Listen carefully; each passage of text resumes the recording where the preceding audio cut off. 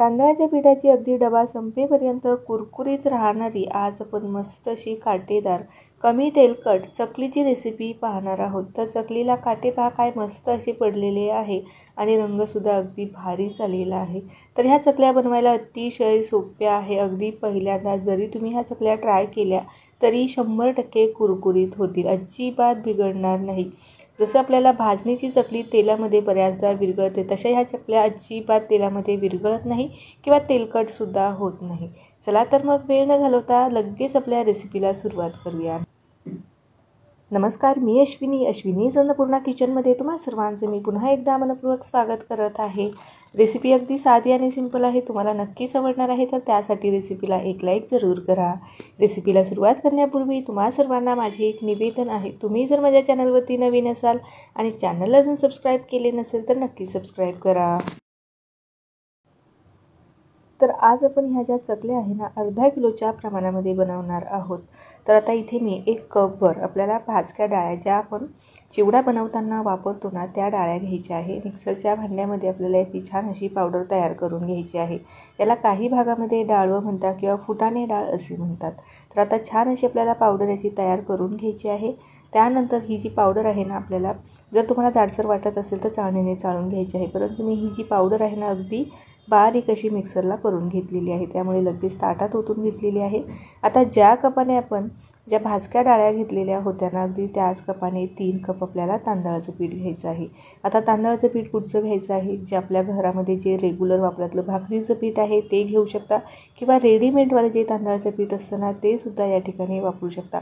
तर थोडक्यात काय तर आपल्याला कुठल्याही तांदळाचं पीठ या चकल्या बनवण्यासाठी वापरलं तरीही आपल्या चकल्या अगदी परफेक्ट तयार होणार आहे।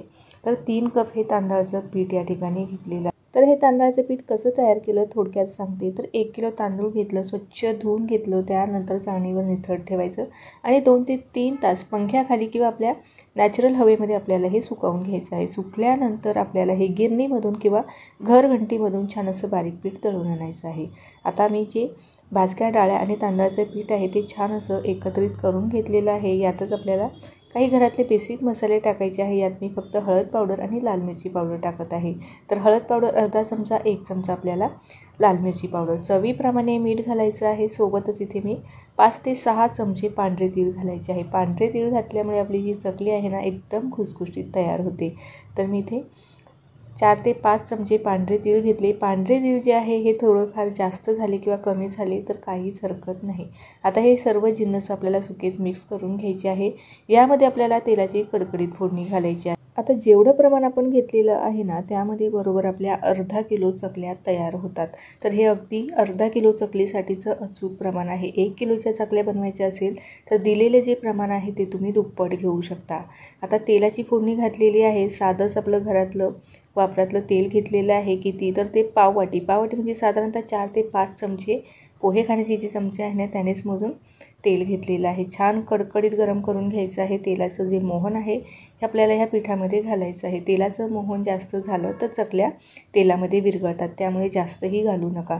तर आता तेल वापरलेलं आहे मी, तर तुम्हाला बटर वापरायचं असेल किंवा साजूक तूप वापरायचं असेल तर ते तुम्ही सेम प्रमाणात घेऊ शकता। आता जी तेलाचं फोडणी आहे किंवा जे तेलाचं मोहन आहे ते आपल्याला छान असं ह्या पिठामध्ये चोळून मिक्स करायचं आहे। सर्व पिठाला एकसारखं असं मोहन लागलं पाहिजे, त्यासाठी हाताने छान व्यवस्थित आपल्याला हे पीठ एकजीव करायचं आहे। जोपर्यंत पिठाची अशा पद्धतीने मूठ वळली जात नाही तोपर्यंत आपल्याला हे पीठ छान असं एकजीव करून घ्यायचं आहे। मूठ वळली गेली म्हणजे तेलाचं मोहन या पिठाला अगदी व्यवस्थित लागलेलं आहे। आता हे पीठ मळण्यासाठी जे पाणी घेतलेलं आहे ते आपल्याला इथे गरम वापरायचं आहे। आता पाण्याचं सुद्धा तुम्हाला अचूक प्रमाण या ठिकाणी मी सांगणार आहे। ज्या कपाने आपण साहित्य मोजून घेतलेले होते अगदी त्याच कपाने आपल्याला पाणी घ्यायचं आहे। आता पाणी जे आहे ते मी गरम करून घेतलेलं आहे। सुरुवातीला 1 कपभर पाणी आपल्याला ह्या पिठामध्ये टाकायचं आहे। आता आपण ह्याची उकड काढणार नाही आहोत, तर आपण हे गरम पाणी ह्या पिठामध्ये टाकून घेणार आहोत।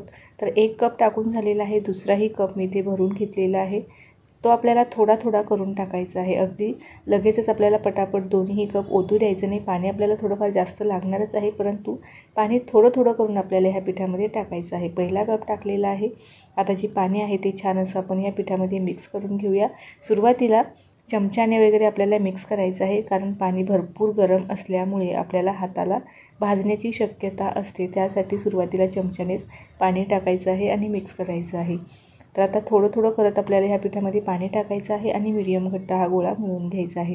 तर आता हे पीठ मळण्यासाठी मला साधारणतः बरोबर 3 कप आणि वरती अर्धा कप एवढं पाणी लागलेलं आहे. आता इथे मी सर्व साहित्य कपाने मोजून घेतलेलं आहे, म्हणून पाणीही मी कपानेच मोजून घेतलेलं आहे. जर तुमच्याकडे मेजरिंग कप नसेल तर तुम्ही घरातली एखादी वाटी किंवा ग्लास फिक्स करायचा आणि त्यानेही आपण जिन्नस आहे ते मोजून घ्यायचे आहे. आता थोडं थोडं करत यामध्ये मी पाणी टाकत आहे आणि हे पीठ मिक्स करत आहे. आता थोडं थोडं पाणी टाकून मीडियम घट्ट या पिठाचा गोळा मी लगेच मळून आता ह्या ज्या चकल्या आपण बनवत आहोत ह्या तांदळाच्या पिठाच्या, तर यासाठी कुठलंही स्पेसिफिक असं वेगळं स्पेशल तांदूळ आपण या ठिकाणी वापरलेलं नाही. घरातलं कुठलंही तांदूळ तुम्ही ह्या चकल्या बनवण्यासाठी घेऊ शकता किंवा तुमच्याकडे रेशनचं जर तांदूळ असेल तर त्याच्या ह्या चकल्या अतिशय भारी होतात, ते सुद्धा तुम्ही वापरू शकता किंवा घरातलं कुठलंही तांदूळ तुम्ही वापरू शकता किंवा अगदी घरातलं भाकरीचं पीठ जरी तुम्ही इथे घेतलं ना त्याच्यासुद्धा ह्या चकल्या अगदी परफेक्ट तयार होतात. अतिशय साधी सिंपल रेसिपी आहे, खायला तर अतिशय भन्नाट आहे. अगदी भाजणीच्या चकल्या आपण बनवतो ना अगदी सेम तशाच या चकल्या लागतात आणि बरेच दिवस या कुरकुरीतसुद्धा राहतात. तर आता बोलता बोलता माझं पीठसुद्धा या ठिकाणी मळून झालेलं आहे. तर ह्या पद्धतीने मी पीठ मळून घेतलेलं आहे. हे पीठ आपल्याला जास्त घट्ट किंवा जास्त सैल ठेवायचं नाही, कारण घट्ट जर झालं तर चकली पाडताना चकलीचे तुकडे पडतात. तर त्यासाठी मीडियम घट्ट हा गोळा मळून घ्यायचा आहे. आता मेजरिंग कपाने बरोबर 3.5 कप पाणी या ठिकाणी मी हे पीठ मळण्यासाठी वापरलेलं आहे. आता चकली बनवताना काही गोष्टींची आपल्याला काळजी घ्यायची आहे. आता ह्या चकलीच्या पिठातला थोडासा गोळा आपल्याला घ्यायचा आहे आणि बाकीचा जो राहिलेला गोळा आहे ना हा कपडा टाकून झाकून ठेवायचा, जेणेकरून तो कडक होऊ नये. कारण हे जे पीठ आहे ना जसं जसं भिजत जाईल ना तसं तसं हे घट्ट होतं आणि टाईट होतं. त्यासाठी आपल्याला पिठाचा थोडा थोडा गोळा घ्यायचा आहे आणि अगदी छान असं ज्याप्रमाणे भाकरीसाठी पीठ मळतो ना अगदी तसं मळून घ्यायचं आहे. कारण हे पीठ जसं जसं भिजत जाईल तसं तसं घट्ट होत जाईल. त्यासाठी थोडं थोडं साधं पाणी घ्यायचं आणि साध्या पाण्यामध्ये आपल्याला हे पीठ अगदी भाकरीच्या पिठाला जसं पीठ मळून घेतो तसं मळून घ्यायचं आहे. जितकं तुम्ही हे पीठ छान मळाल ना तितकं आपल्या चकल्या अगदी खुसखुशीत तयार होणार आहे. तर आता हे पीठ मी साधारणतः थोडंसं 4 ते 5 चमचीभर पाणी घेतलेलं आहे आणि पुन्हा एकदा छान व्यवस्थित मळून घेतलेलं आहे. तर आता ही लगेचच चकलीच्या साच्यामध्ये भरून घेऊया आणि चकल्या पाडून घेऊया. लक्षात ठेवायचं आहे हे चकलीचं पीठ आपल्याला जास्त घट्टही नाही आणि अगदी सैलसरही नाही.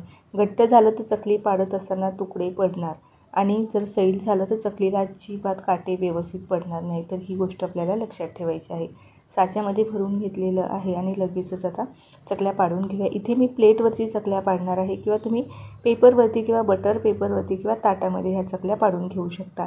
तर प्लेटवरती आपल्याला ह्यासाठी चकल्या पाडायच्या आहे. प्लेटवरती जर चकल्या पाडल्याने आपल्या सगळ्या चकल्या एकसारख्या तयार होतात. त्यासाठी मी ह्या ज्या चकल्या आहे ना ह्या अशा पद्धतीने प्लेटवरती करते किंवा तुम्ही एखाद्या ताटामध्ये जरी ह्या चकल्या पाडून घेतल्या तरीही चालेल किंवा बटर पेपर किंवा पेपर न्यूजपेपरवरती सुद्धा या चकल्या पाडून घेऊ शकता. तर हे पहा मस्त अशा काटेदार चकल्या तयार झालेल्या आहे आणि चकली पाडत असताना कुठेही चकलीचे तुकडे पडलेले नाही, म्हणजे पीठ अगदी व्यवस्थित भिजलं गेलेलं आहे. आता चकली पाडत असताना अजून एक गोष्ट तुम्हाला इथे सांगू इच्छिते. जेव्हा चकलीच्या आतील जी प्लेट असते ना तिची जी खरखरीत बाजू असते ना ती आपल्याला खालच्या बाजूने ठेवायची आहे आणि जी सॉफ्ट बाजू जी असते ना ती आपल्याला आतील बाजूने ठेवायची आहे. त्यामुळे आपल्या चकलीला काटे अतिशय भारी येतात. त्यासाठी ही जी ट्रिक आहे ना ही तुम्ही नक्की वापरून पहा, त्यामुळे मस्त अशा चकल्या काटेदार तयार होतील. तर काही चकल्या आपण या ठिकाणी बनवून घेणार आहोत आणि लगेचच तळून घेणार आहोत. चकली तळत असताना काही गोष्टींची आपल्याला विशेष इथे काळजी घ्यावी लागणार आहे. तेल जे आहे ते आपल्याला मीडियम गरम ठेवायचं आहे. अजिबात कडकडीत तेलामध्ये ह्या चकल्या तळायच्या नाही. सुरुवातीचा 1-1.5 मिनिटं ह्या चकल्या अजिबात पलटवायच्या नाही. जोपर्यंत या चकलीचे थोड्याफार प्रमाणात बुडबुडे कमी होत नाही ना तोपर्यंत ह्या चकल्या पलटवायच्या नाही. त्यानंतर ह्या पलटवायच्या आणि अगदी मीडियम गॅसवरती आपल्याला ह्या अगदी तेलाचे जे बुडबुडे आहे हे कमी होत नाही किंवा ज्या चकल्या आहे ना तेलाच्या वरपर्यंत येत नाही तोपर्यंत आपल्याला ह्या चकल्या तळून काढायच्या आहे. तेलाचे बुडबुडे जर यामध्ये शिल्लक राहिले तर आपल्या ज्या चकल्या आहे ना ह्या अजिबात कुरकुरीत होणार नाही. ह्या काही कालाने लगेचच नरम पडतात. यासाठी आपल्याला चकली तळत असताना थोडंसं पेशन्स ठेवून या चकल्या तळाव्या लागणार आहे. आता या ठिकाणी तुम्हाला दाखवते. सुरुवातीला जेव्हा आपण चकल्या तेलामध्ये सोडलेल्या आहे तेव्हा भरपूर प्रमाणामध्ये बुडबुडे होते आणि तळल्यानंतर ज्या चकल्या आहे ना तिचे जे बुडबुडे आहे ना अगदी पूर्णपणे जोपर्यंत कमी होत नाही तोपर्यंत अजिबात तेलातून ह्यांना बाहेर काढायचं नाही. चकली बनवत असताना अगदी 2-3 गोष्टींची जर काळजी घेतली ना, आपल्या चकल्या कधीच फसणार नाही. तर आता मस्त अशा ह्या चकल्या जोपर्यंत तेलाचे बुडबुडे कमी होत नाही तोपर्यंत आपण ह्या तळून घेऊया. तर चकलीला रंग पहा काय मस्त आलेला आहे आणि तेलाच्या वरसुद्धा आलेले आहे. सुरुवातीचे बुडबुडे आणि तळल्यानंतरच्या चकलीचे बुडबुडे या ठिकाणी तुम्हाला दिसतच असेल. आता ह्या चकल्या तळल्या गेलेल्या आहे. आता ह्या लगेचच काढून घेऊया. तळल्याच्या नंतर ह्या चकल्या आपोआप तेलाच्या वरती येतात, तेव्हा समजायचं चकल्या तळलेल्या आहे. तर सर्व ज्या चकल्या आहेत त्या मी सेम पद्धतीने तळून घेतलेल्या आहे. तर आता ह्या ज्या चकल्या आहे ना, 1 किलो ह्या प्रमाणामध्ये ह्या चकल्या मी बनवलेल्या आहे. तर जे सुरुवातीला प्रमाण घेतलेलं होतं ना, ते अर्धा किलो मी 2दा मळून घेतलं आणि त्यानंतर ह्या चकल्या तयार करून घेतलेल्या आहे. तर चकल्या पहा काय मस्त अशा एकसारख्या काटेदार गोल गरगरीत तयार झालेल्या आहे आणि मुख्य म्हटलं ना, अजिबात जराही तेलकट झालेल्या नाही.